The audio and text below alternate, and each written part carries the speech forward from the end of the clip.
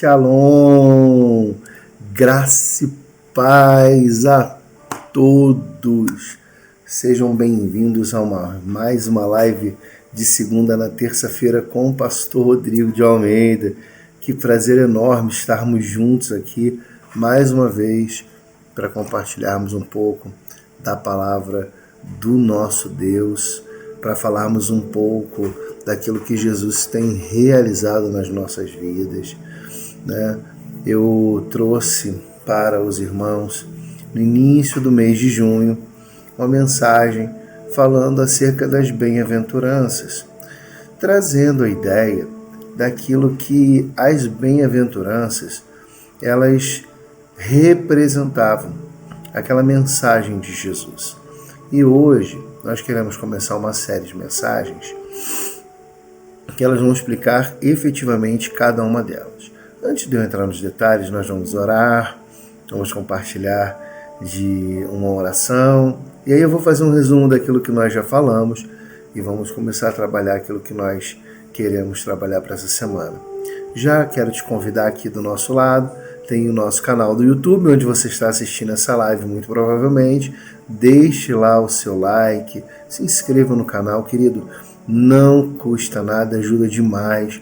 É um trabalho que o Senhor gerou no nosso coração. Eu já tive a oportunidade de compartilhar. Eu estava fazendo as lives pelo Instagram, o Instagram complicou, e para fazer as lives pelo YouTube a gente precisava de um computador, não tinha computador. Deus providenciou.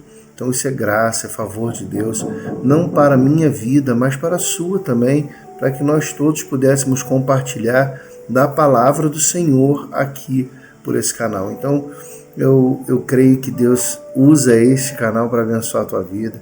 Então se inscreva, deixe o seu like, compartilhe esse vídeo com outras pessoas, convide-as a fazer parte dessa comunidade de fé, e eu tenho certeza que o Senhor Jesus vai te abençoar grandemente. Também está aqui nosso canal no Instagram, nossa página do Instagram, onde a gente compartilha alguns vídeos, algumas mensagens um pouco mais curtas. Lá você tem o direct, onde você consegue conversar comigo, tirar suas dúvidas. Essa live que nós vamos fazer hoje, ela é resultado de um feedback muito positivo, muito de Deus que nós tivemos, querendo saber mais sobre o assunto. E aí Deus então nos confirmou que era sobre isso que nós deveríamos falar. Então eu conto com a sua participação, com a sua presença, no nome de Jesus. Eu quero orar com você, amém? Senhor, em nome de Jesus, eu quero te pedir da graça para a vida de cada um destes meus amigos e irmãos que estão conosco aqui nessa live, que vão compartilhar conosco, que vão, ó Deus amado, propagar essa mensagem e levar, Senhor, para que outros possam conhecer mais de Ti, que essa mensagem alcance os corações daqueles que estão aqui neste momento ao vivo e aqueles que vão entrar posteriormente, que eles sejam profundamente impactados e que o Senhor Jesus leve a palavra do Senhor através deste veículo de internet por muitos e muitos lugares e que muitas pessoas sejam alcançadas para a glória do Teu nome. Oramos assim, agradecidos, no nome de Jesus. Amém. Amém, queridos. Bom, como nós estamos falando, no início do mês de junho, nós fizemos uma live falando sobre as bem-aventuranças. E o nosso objetivo geral naquela live era trazer para você a importância de conhecermos a Cristo, de conhecermos as palavras que Jesus tem dito para nós. Por quê? Quando Jesus pregava, acontecia algo muito interessante. Algumas pessoas achavam que ele estava trazendo uma nova doutrina, algumas pessoas estavam muito preocupadas com aquilo sendo uma novidade. Quando Jesus traz as bem-aventuranças, e foi o que nós quisemos trazer no mês passado, ele estava falando sobre coisas que lhes eram comum. No contexto judaico, nós falamos que nas sinagogas eram lidas as parashás, né, vamos colocar assim, que eram os textos semanais. Então era comum você fazer uma leitura da lei, você fazer uma leitura dos profetas, dos escritos, né, que hoje nós chamamos de históricos. Era comum isso. Por quê? Porque eram as leituras semanais. E dentro das leituras semanais era muito comum a leitura do livro de Isaías, leitura dos Salmos, as leituras da lei, obviamente. Então, as bem-aventuranças já estavam contidas ali. E por que o povo não estava entendendo as palavras de Jesus? Achava que era uma grande novidade. Porque, na realidade, as pessoas frequentavam as sinagogas, elas frequentavam as reuniões, os cultos, por assim dizer, mas elas estavam mais presas à lei humana, aquilo que os homens interpretavam acerca da lei, do que a própria palavra estava dizendo. Então, quando Jesus ele vem e Jesus começa a pregar, Jesus, na realidade, ele não estava trazendo nenhuma novidade. Inclusive, certa vez, quando os sacerdotes questionam Jesus e diz que ele testifica de si mesmo, ele dava testemunho de si mesmo, ele fala, não, vocês julgam conhecer as Escrituras, mas são elas que testificam de mim. O que eu estou falando já estava escrito.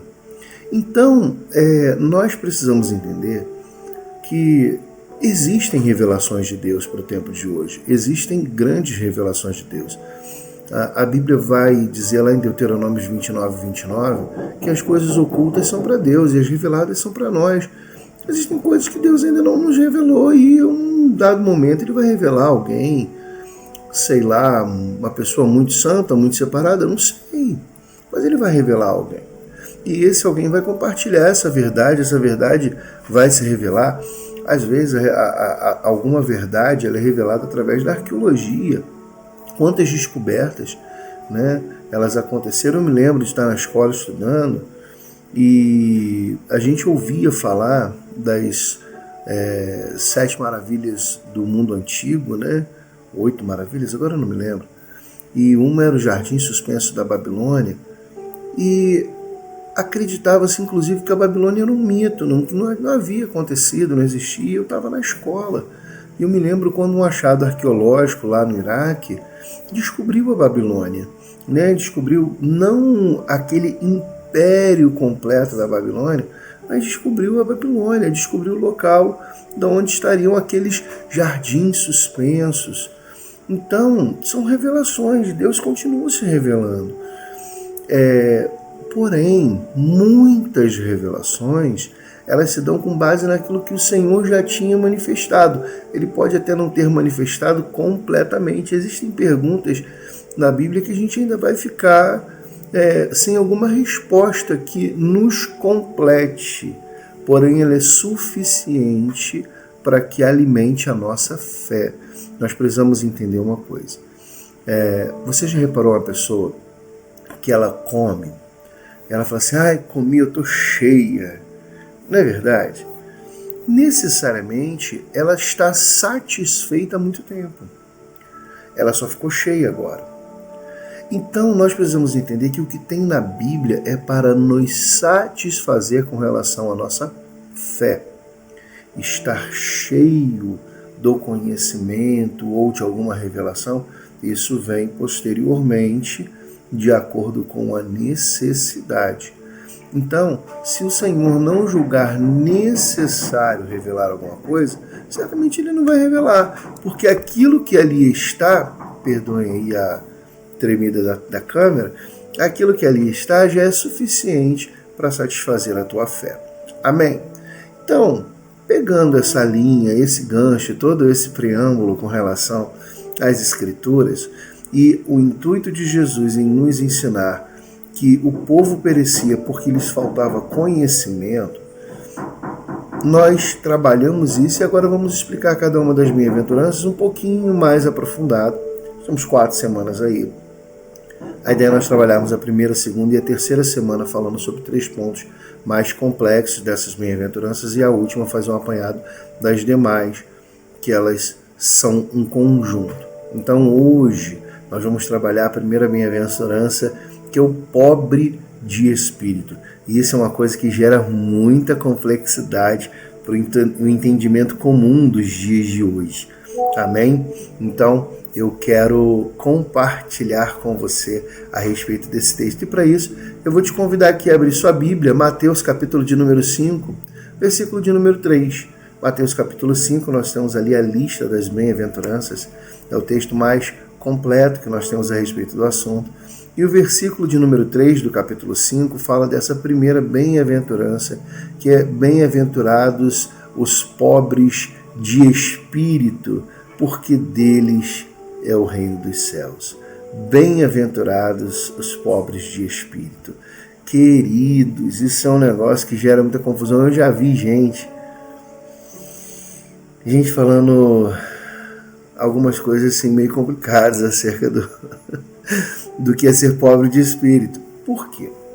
A primeira coisa que a gente precisa entender é o conceito popular, ou o populacho. Porque no populacho ocidental, nós temos uma ideia acerca do pobre de espírito. Temos uma ideia acerca do que é ser pobre de espírito e que não tem nada a ver com a Bíblia. E isso é uma coisa muito importante. Muitas vezes nós vemos pregadores aplicar o texto dentro da nossa cultura e isso é muito legal. Mas existem situações que é muito importante discernir o que é uma coisa da outra coisa. Por quê? Porque, em primeiro lugar, o texto bíblico ele não está escrito para a nossa cultura. Às vezes a pessoa fala assim, não, mas o Novo Testamento que foi escrito em grego, sim, no primeiro momento, o Novo Testamento ele é escrito para os judeus, apesar de ter sido escrito em grego. Ele está elucidando histórias judaicas. Os evangelhos, por exemplo, eles estão falando a história de Jesus, que é um judeu, que veio para os judeus, foi rejeitado pelos judeus, morreu por toda a humanidade e ressuscitou por ela. Então, há uma compreensão primária da localidade, da sua geolocalização. Depois, nós precisamos entender a questão da regionalidade.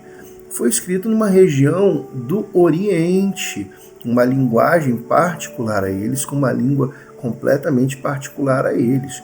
Quando isso chega para o Ocidente, isso muda. Você quer ver um exemplo? Nós conhecemos amplamente aí o Mar Vermelho. Mas, biblicamente, o Mar Vermelho, ele é mar de juncos. Eu não vou entrar aqui na questão para a gente, como a gente já vai trabalhar dois termos, um grego e um hebraico, então não vou entrar nos termos gregos e hebraicos aqui com relação ao Mar Vermelho, mas só para você entender. Mar de juncos. Originalmente, o mar que nós conhecemos como vermelho se chama Mar de Juncos. Junco é uma espécie de vegetação comum à região ali da península do Egito, da península do Nilo. E o mar, ele era muito cheio dessa vegetação na sua entrada. E o que acontece? Ele então era chamado de Mar de Juncos. Quando a Bíblia é traduzida, este juncos, ele muda a sua palavra porque ele gera uma proximidade com a palavra traduzida para vermelho em inglês. E quando essa Bíblia vai chegar na tradução, especialmente, veja bem, especialmente, isso já tinha acontecido antes, a Bíblia era traduzida primeiro do hebraico para o grego, do grego para o latim. Do latim ela vai ser traduzida primeiramente para o alemão. Depois do alemão ela vai ser traduzida para o inglês. Do inglês ela vai chegar no português de Portugal. Então olha o percurso dessa tradução. Existem palavras que não existem dentro do nosso contexto. Você vê, por exemplo, a gente come hambúrguer no Brasil. E hambúrguer é uma palavra que não existe no Brasil. Então ela é uma palavra do inglês que a gente adaptou, o hamburger, sei lá, que eu não falo inglês, adaptamos para hambúrgueres, né?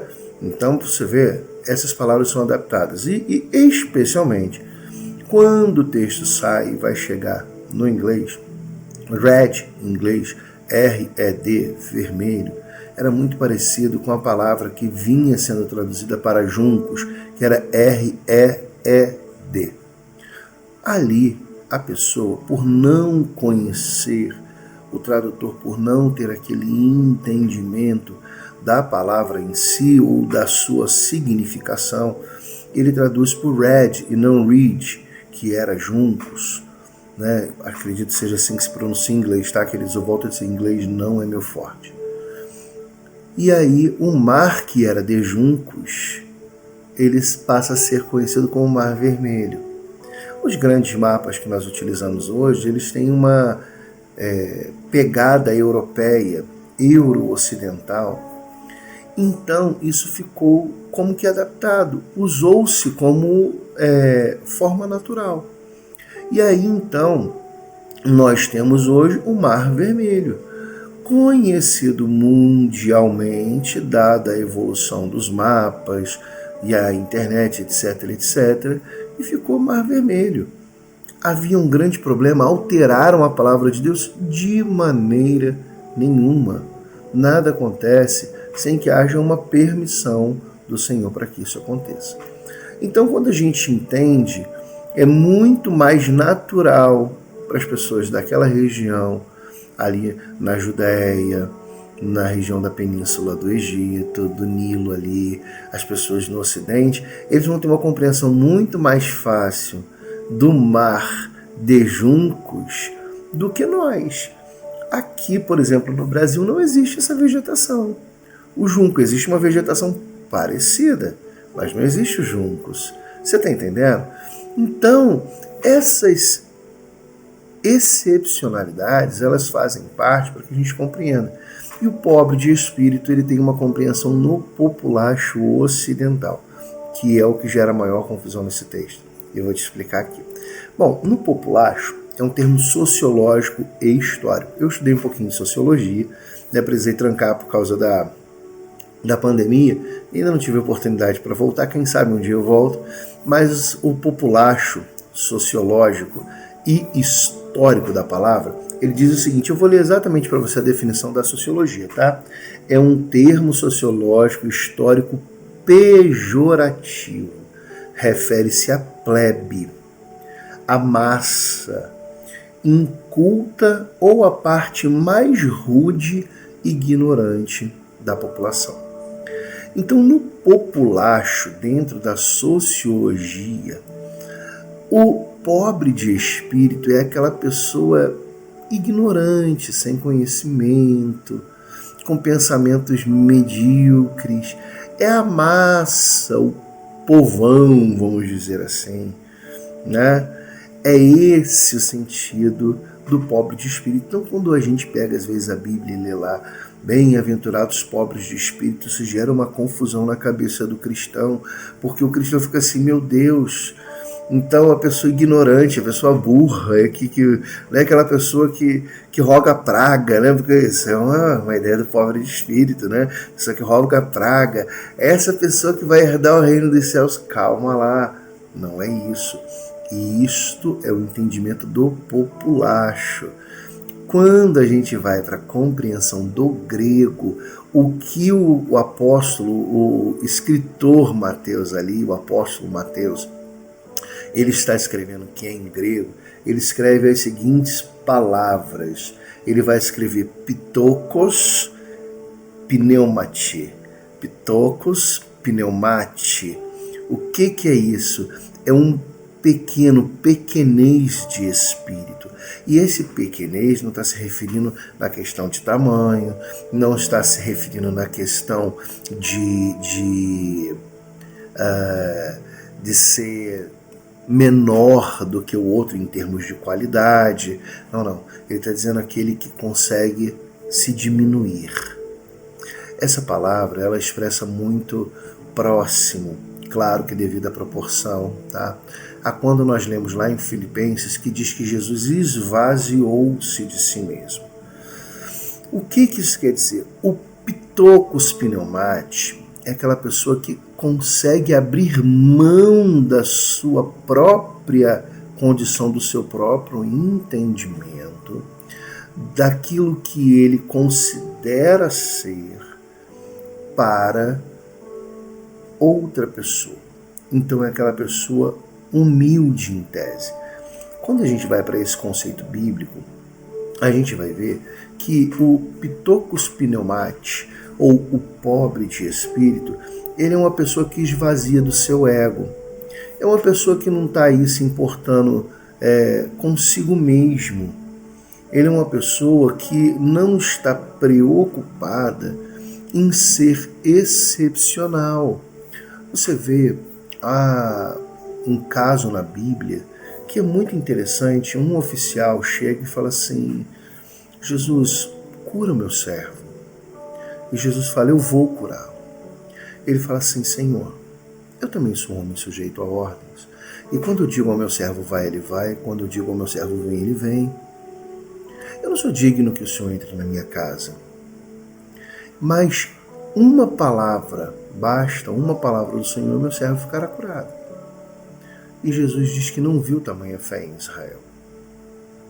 Aquele homem, sendo romano, ele entende que na posição dele, receber um mestre, um rabi judeu, isso seria um problema para ele, quanto romano, e para o próprio Jesus, que não poderia entrar na casa dele.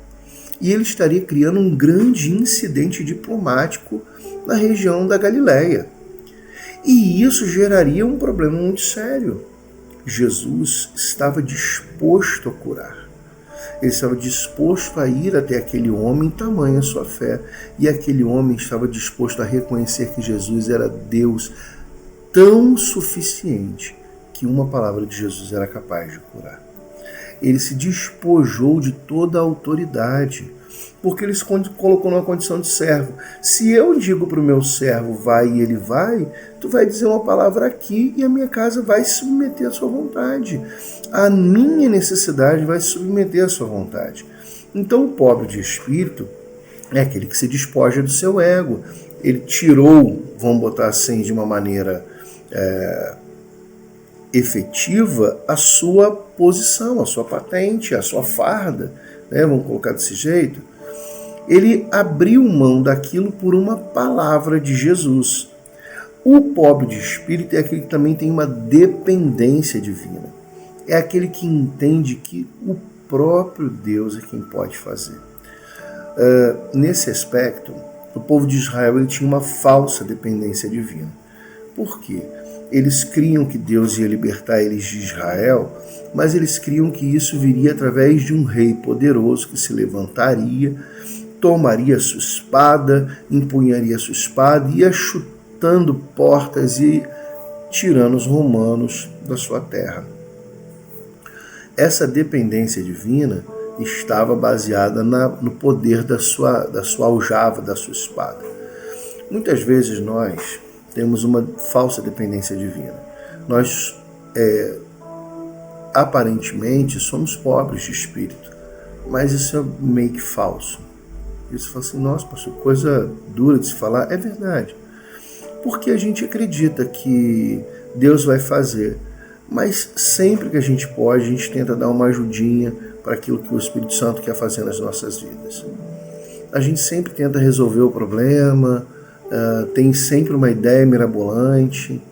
Eu costumo muito dizer isso na minha casa, e é até um pouco difícil, sabe, queridos, porque são conflitos que a gente passa por conta disso. Eu costumo dizer que é melhor você não fazer nada do que fazer aquilo que Deus não mandou. E essa dependência é muito difícil. Eu não estou falando que, poxa, porque eu falo isso eu sou melhor. Claro, eu sofro muito com isso. Porque às vezes a gente quer resolver algumas coisas.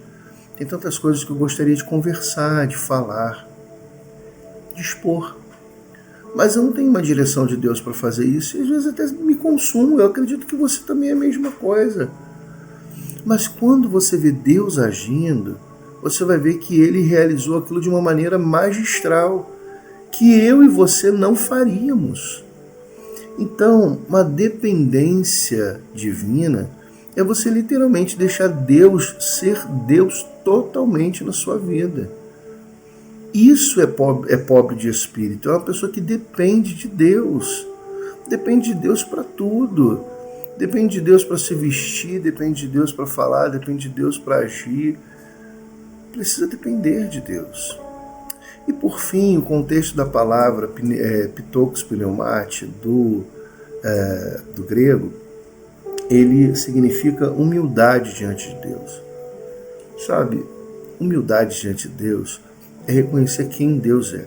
E eu volto nesse texto que eu falei do centurião lá que vai pedir ajuda a Jesus. Ele reconheceu quem era Jesus. Sabe, às vezes a gente não reconhece. Muitas vezes nós tomamos atitudes que são próprias nossas, especialmente se alguma coisa nos for contrária. E eu já vou aqui puxando o gancho para a gente falar do que isso significa no hebraico, no conceito hebraico. Eu estou trazendo o conceito do grego, da palavra do grego. Então esse conceito do grego ele é amplo à nossa comunidade hoje, já que o pensamento ocidental, o pensamento aqui no Brasil e na nossa região do mundo, ele vem baseado do pensamento grego, para você entender que as coisas estão bem alinhadas. E depois eu vou te trazer o conceito hebraico, né? E ele está muito ligado a essa humildade diante de Deus. Sabe, queridos, às vezes a gente é muito humilde diante dos homens. A gente reconhece o erro diante do patrão, a gente reconhece o erro diante do líder, diante do pastor, diante do pai, da mãe, mas diante de Deus nós tentamos nos justificar, sabe? Porque com o patrão a gente quer ficar bem na fita, a gente quer ficar bem diante das situações, então a gente reconhece, a gente entende que errou e etc, etc, mas diante de Deus a gente fala, Senhor, eu errei, mas é porque, olha, eu estou passando por isso, é porque eu já não estou mais suportando e etc, e a gente se justifica diante de Deus. Humildade diante de Deus é remover a autojustificação, querido. Jesus nos justificou porque não havia justiça em nós. Quando eu estou me justificando diante de Deus, eu estou dizendo para Deus que eu errei, mas eu era justo. Dá para você entender o peso disso? Eu estou dizendo para Deus que eu errei, mas o que eu fiz foi justo. E quando eu digo que algo que eu fiz porque foi justo, eu estou dizendo que eu fui mais justo do que Deus que não fez. E isso é um erro muito grande. Porque Deus é o dono de toda a justiça. Ele olhou para a terra e não viu nenhum justo sequer, a ponto de ser necessário enviar o seu próprio Filho para que nos salvasse. Então, humildade diante de Deus é abrir mão de qualquer justiça humana. E nós precisamos trazer isso para o nosso coração de uma maneira muito firme e muito poderosa. Amém? Pegando esse gancho da humildade, a gente vem para que o conceito é o conceito hebraico. O que é o conceito hebraico do pobre de espírito no Antigo Testamento? O pobre de espírito é Aneir Ha-Ruach. Aneir Ha-Ruach. Ruach no hebraico é espírito, sopro, vento, ar. Quando Deus diz lá que soprou nas narinas de Adão, Ruach, o espírito. O Ha-Ruach é como você dizer o espírito em, tá? Então, Aneir Ha-Ruach, ele está dizendo que nós somos pobre em espírito. Veja bem, não é pobre de, é pobre em espírito. E isso fala de uma humildade radical, de uma dependência total de Deus. O hebraico ele não é tão sentimental quanto o grego, então ele é mais incisivo. Então é uma humildade radical. O melhor exemplo que nós temos desse Aneir Ha-Ruach nós encontramos quando Davi está fugindo do palácio. Absalão se autoproclama rei, toma o palácio e Davi precisa fugir. Quando Davi foge, ele no caminho, ele é amaldiçoado e apedrejado por um homem chamado Simei. Simei era da linhagem de Benjamim, linhagem do rei Saul, e Simei começa a amaldiçoar a Davi e apedrejá-lo. Absai, um dos filhos de Geruia, oh meu Deus, Absai, um dos filhos de Zeruia, foi um trava-língua aqui, viu, queridos? Absai, um dos filhos de Zeruia, amante de Davi, irmão de Joabe, comandante do exército. Ele vai falar para Davi, olha, quer que eu vá lá e mate esse homem que está amaldiçoando o rei? Tá louco? E Davi fala assim, não, olha aqui a humildade radical de Davi. Davi fala assim, deixai-o. Se aprouve a Deus que este me amaldiçoe, que eu seja amaldiçoado. Irmãos, ele radicalmente entendeu a condição dele. Davi sabia, ele havia sido avisado por profecia, através do profeta Natã, que ele passaria por uma grande aflição por conta da sua família devido aos seus próprios pecados. Então, Davi entende que se aquilo era resultado do pecado dele, ele merecia todo o castigo de Deus. Querido, que coisa maravilhosa, porque imagina um Deus poderoso que pode te esmagar com a ponta do seu dedo, ou até menos que isso. E Davi entendeu que se ele era digno de castigo, castigado ele seria. Sabe, querido, quantas vezes nós não aceitamos o castigo?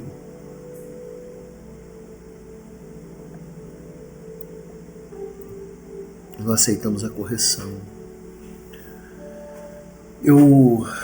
Na minha vida, eu tenho aprendido, existem tantas coisas que nós almejamos, e eu tenho aprendido e buscado de Deus onde eu errei para que eu possa me corrigir, mas aceitando que Deus precisa me corrigir.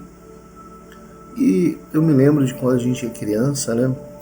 Meus pais, eles faziam uma coisa muito engraçada. Quando eu e meu irmão brigávamos, eles nos punham de castigo abraçado.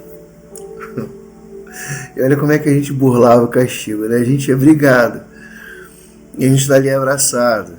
Isso era muito engraçado.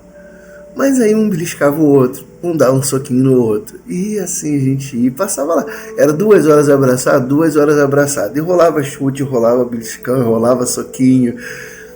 A gente burlava o castigo, porque a ideia do castigo era a gente entender que nós éramos irmãos e que não podíamos brigar. E ainda assim a gente estava de castigo brigando. Quantas vezes a gente faz isso com Deus? O Senhor está nos corrigindo e a gente está burlando aquela correção, né?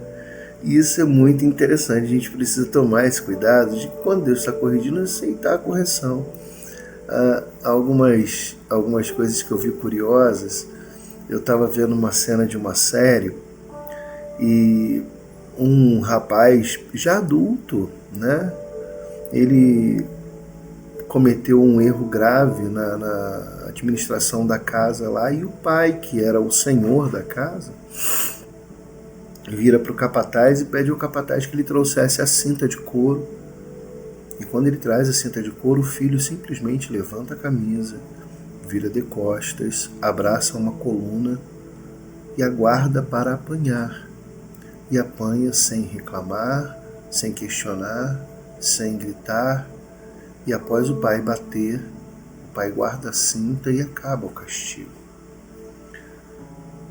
Isso é muito interessante, porque não adianta dizer que aceitamos as correções do Senhor se permanecemos em rebeldia. Aqui Davi, ele entendeu que Deus o estava corrigindo, lhe fazendo fugir e quiçá amaldiçoado.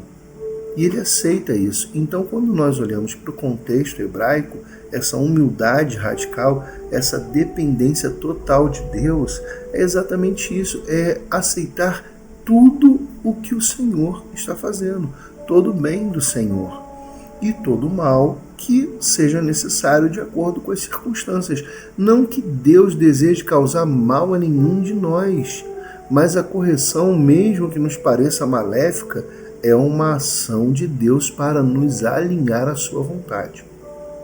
Então, para que nós possamos resumir aqui, o pobre de espírito, ele é aquela pessoa que ela se esvazia do seu ego, ela depende de Deus, depende da divindade plenamente e é humilde diante dele. Então, queridos, nós precisamos trazer isso ao nosso coração, guardar isso profundamente ao nosso coração. Nós precisamos ser pobres de espírito, remover das nossas vidas o nosso ego, tirar do nosso coração tudo aquilo que é uma dependência que não procede de Deus. E em seguida nós nos humilharmos diante dele. Isso é o pobre de espírito. Então Jesus disse que o pobre de espírito deles é o reino dos céus. E aí a pergunta para o final dessa live é: então de quem é o reino dos céus? Eu vou te convidar a abrir a sua Bíblia lá no livro de Romanos, capítulo de número 10. E aqui está um resumo daquele que esvazia o seu ego, depende da divindade de Deus e se humilha diante dele. Observa aqui, Romanos capítulo de número 10, versículos de 8 a 10, diz assim: mas que diz, a palavra está junto de ti, na tua boca e no teu coração, e esta é a palavra de fé que pregamos, a saber, se com tua boca confessares ao Senhor Jesus, e em teu coração creres que Deus o ressuscitou dentre os mortos, serás salvo. Visto que com o coração se crê para a justiça, e com a boca se faz confissão para a salvação. Amém? Olha que coisa maravilhosa. É você se esvaziar do seu ego, reconhecendo a Jesus, confessando Ele como Senhor. É você depender de Deus, trazendo para o seu coração essa verdade. E é você ser humilde, confessando que Deus o ressuscitou dentre os mortos. Olha que maravilha. Então isso é a mais plena resposta do que é o pobre de espírito. Alguém que consegue confessar, reconhecer, aceitar e se entregar a Jesus Cristo como Senhor e Salvador da sua vida. Amém? Queridos, que Deus te abençoe. Fique ligado, porque na semana que vem nós vamos falar sobre os mansos. Vamos falar sobre os mansos. Vai ser uma mensagem poderosa também. Que Deus te abençoe. Muito obrigado pela sua companhia. Compartilhe esse vídeo e nos ajude a divulgar essa palavra. Vai, manda sua mensagem lá no nosso Instagram, tira sua dúvida. Nos dá dica para trabalharmos aqui, para falarmos mais ao seu coração. Que o Senhor Jesus te abençoe. Eu posso orar por você? Em nome de Jesus, Pai, eu te agradeço pela vida deste meu irmão, dessa minha irmã, deste meu amigo que está assistindo essa live, cada pessoa que vai assistir hoje, amanhã, no decorrer do tempo, que o Senhor manifeste o seu poder nas vidas de cada um. Muito obrigado por tudo, que o Senhor nos capacite para falarmos mais e mais da Tua Palavra. Não falemos de nós mesmos, mas falemos daquilo que o Senhor tem para nós. Muito obrigado por tudo, em nome de Jesus. Amém, querido? Shalom e até a próxima live de segunda na terça, em nome de Jesus. Graça e paz. Forte abraço.